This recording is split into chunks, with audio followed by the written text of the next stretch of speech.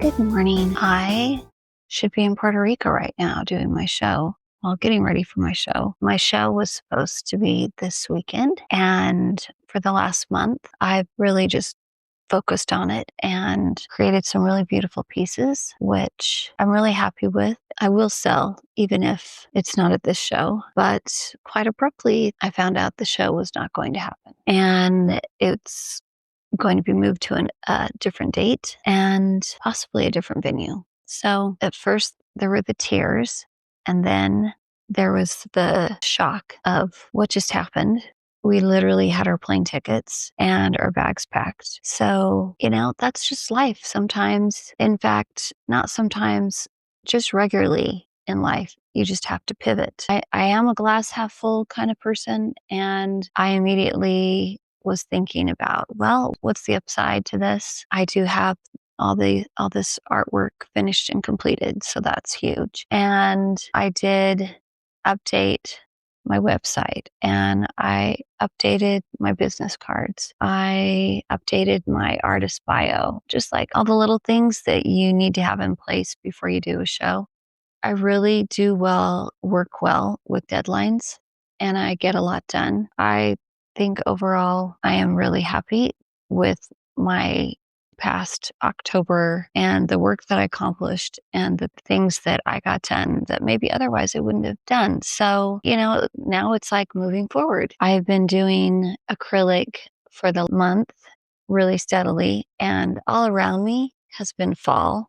I mean, Utah is so beautiful during the fall season. So I am looking at all of these gorgeous fall trees, and I'm thinking I need to do watercolor and I need to paint a beautiful tree, and that'll give me some peace. It's a great way to start the day. So let's get going.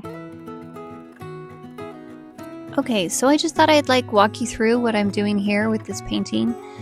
It's going to be a painting of a beautiful fall tree and sitting in kind of a farm area.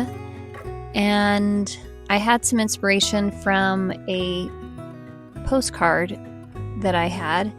But I'm going to uniquely make it my own. I'm putting the tree in a different place, and the tree that I like from this postcard, it actually is all a yellow, but I am, changing up the colors and even the shape a little bit. That's what you can do when you are the artist. You can just create, but it's nice to have something to reference.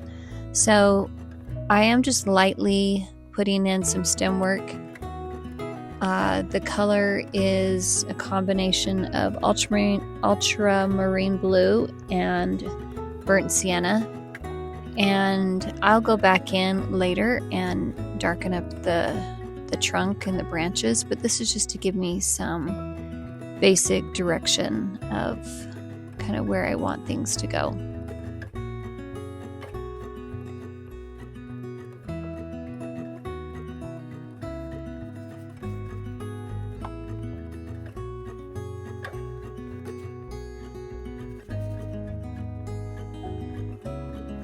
So I'm just getting the foreground wet. I'm going to be doing wet on wet for this foreground, and then going back in later with some paint wet on dry. But the color that I'm using here is a combination of, I believe it is a yellow ochre and maybe a little bit of burnt sienna, but mainly just yellow ochre at this point.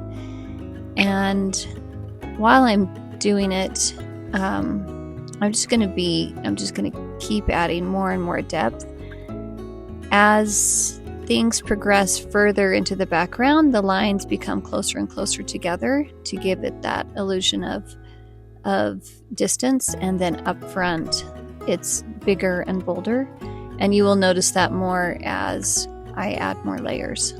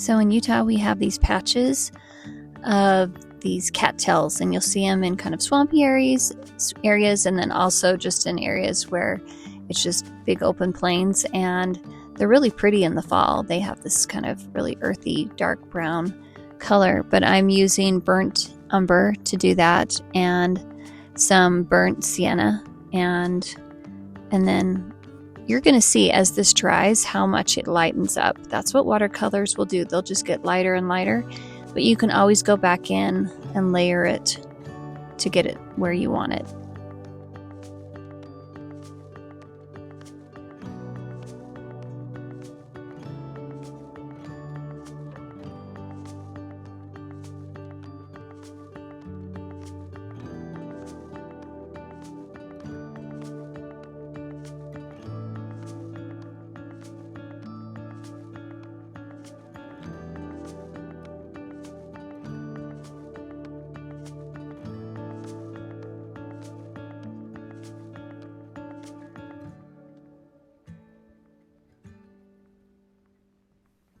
As I start working in the tree, what I do in the beginning is I just go into my water, which has just a little bit of color in it, a little bit of dirty water, and I go in and just paint where I'm going to add the color.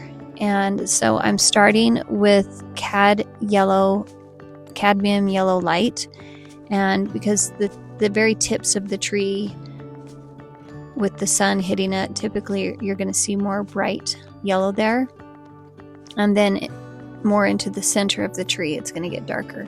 So here I'm adding some yellow ochre, and I'm just doing, like when you look at a tree, you'll see it in kind of, your eye sees it as a whole, but it's just these little clumps of areas that have different shadows and different depth to them, and that's what I try and paint. I try and just paint these little sections and then keep the overall tree in mind. So I'm also adding some cadmium red light, with some Quinacradone rose, but I just keep using the same cad yellow light with the yellow ochre. And then later on, I think even here I do add some Indian red. So such pretty colors.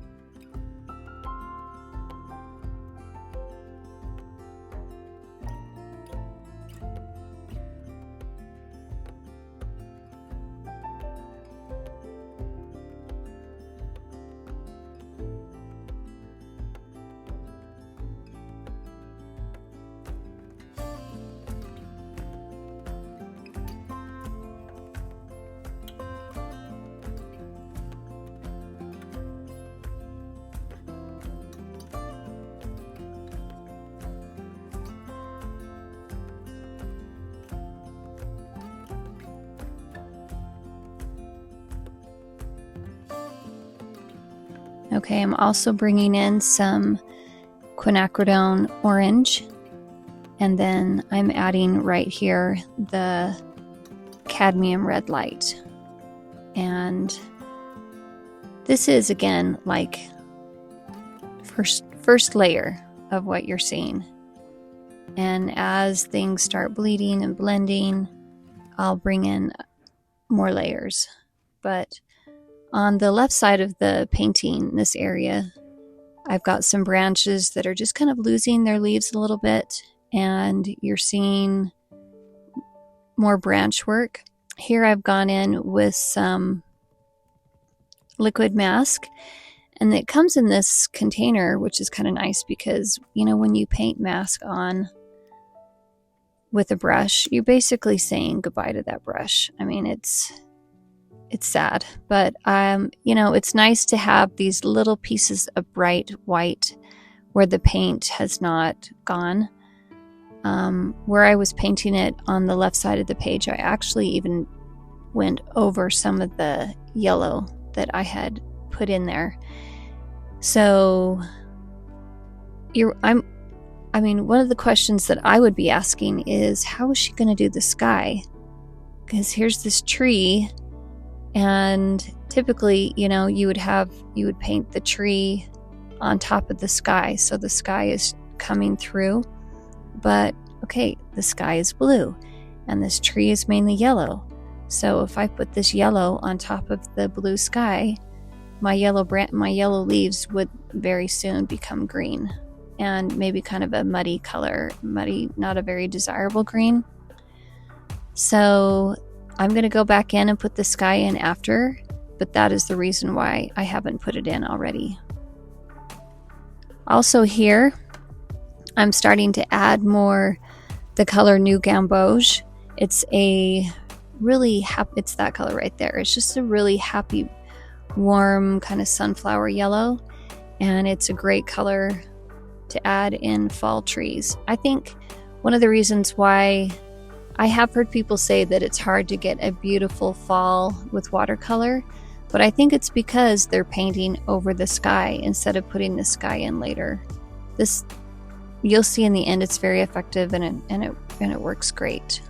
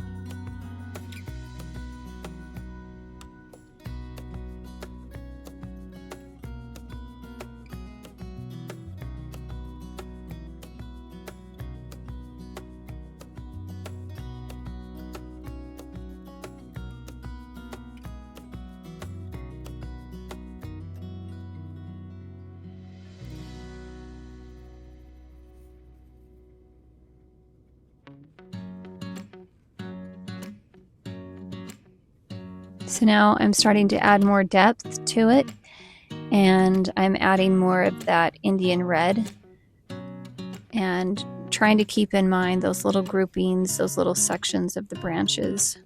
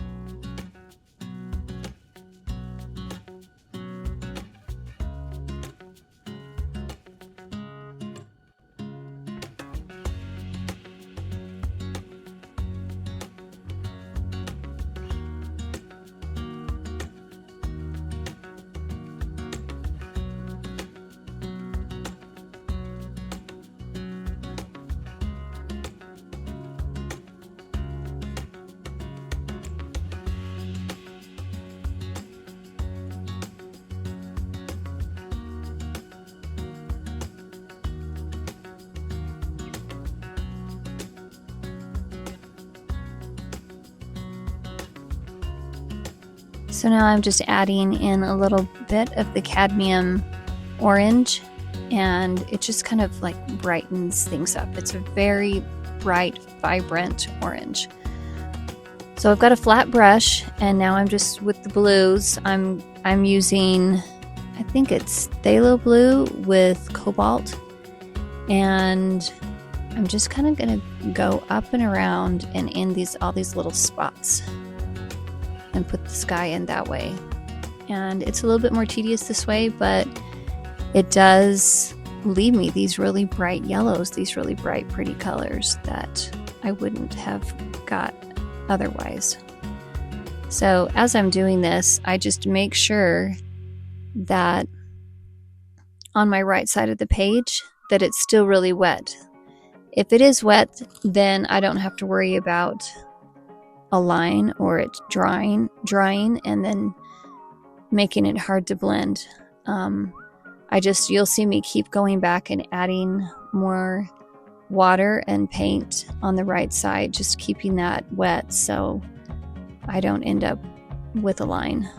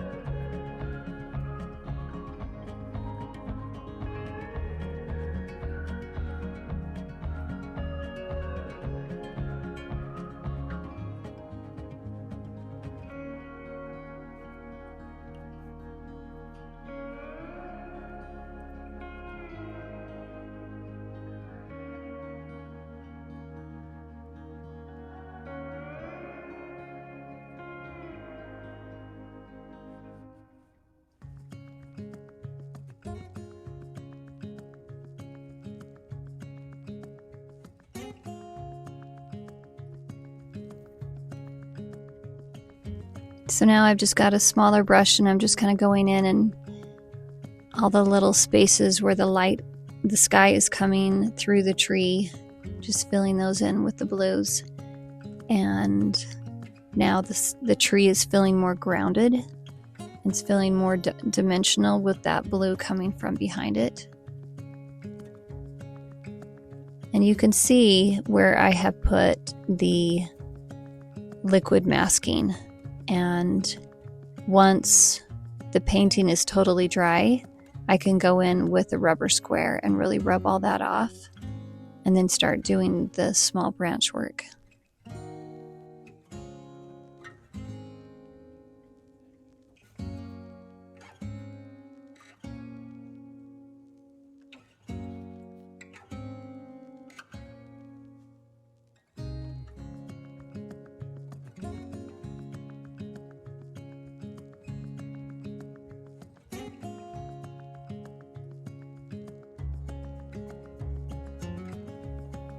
So the distance, the trees in the distance, okay, so this little tree right here, I'm actually painting over the blue, and you can see it's not as bright.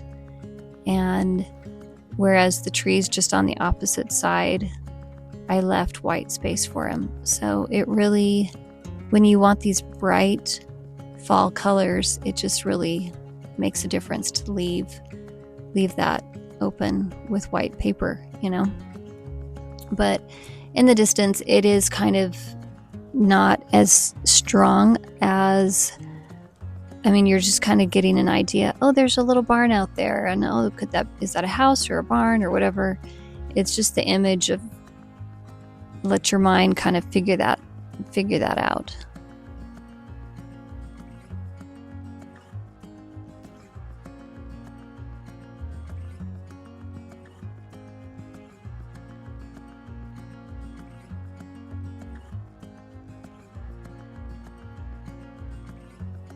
So here I'm going back in, creating some more shadows, some more depth with the branches, and it seems like when I do this, the tree just really starts coming alive.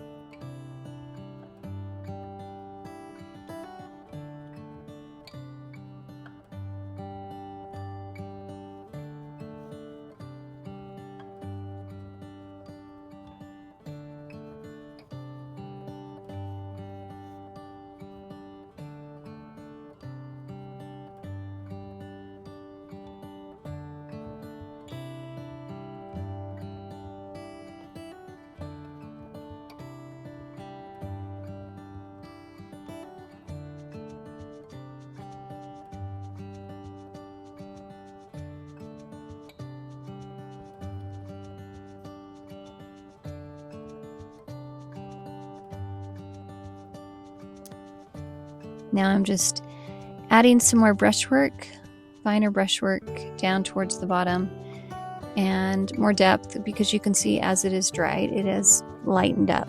And going back in with dry or wet on dry gives me more definition, more color. Now I'm going to be creating more of those lines to create that illusion that what you're seeing is further in the distance.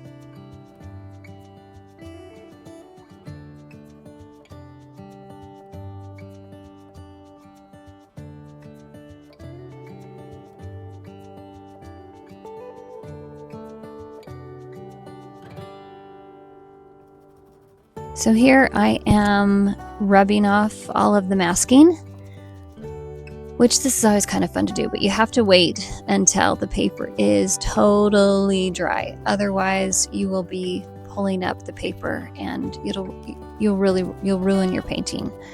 So when you put your hand on your painting, if it feels cold at all, then it is still holding moisture, and you just want to make sure it's totally dry before you do this. But then you're going to start seeing all of this, the bright whites coming through, and then, I don't know, it's just kind of fun to, I mean, when the sun is hitting the leaves, there are leaves that are yellow, but when the sun's hitting them, they're going to have the appearance that they are white. So we're going to leave some of those and not put color back in there.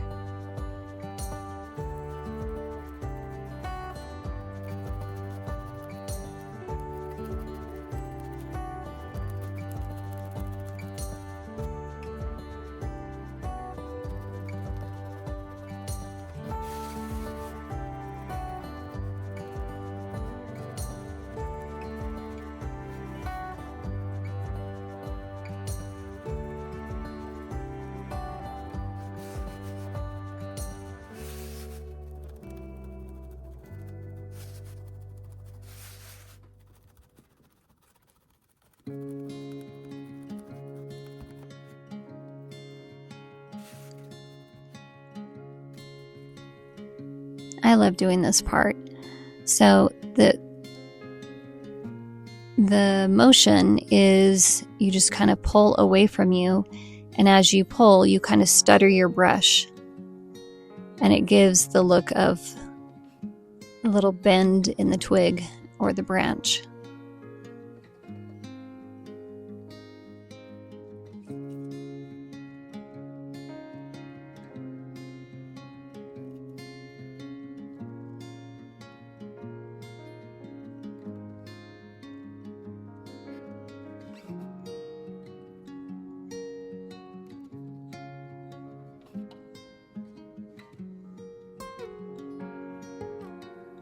So there you have it. It was super fun to do, and a fun change from doing acrylic for the last month. If you've enjoyed this video, please remember to subscribe and give me a thumbs up, and I will see you next week. Thanks again. Bye.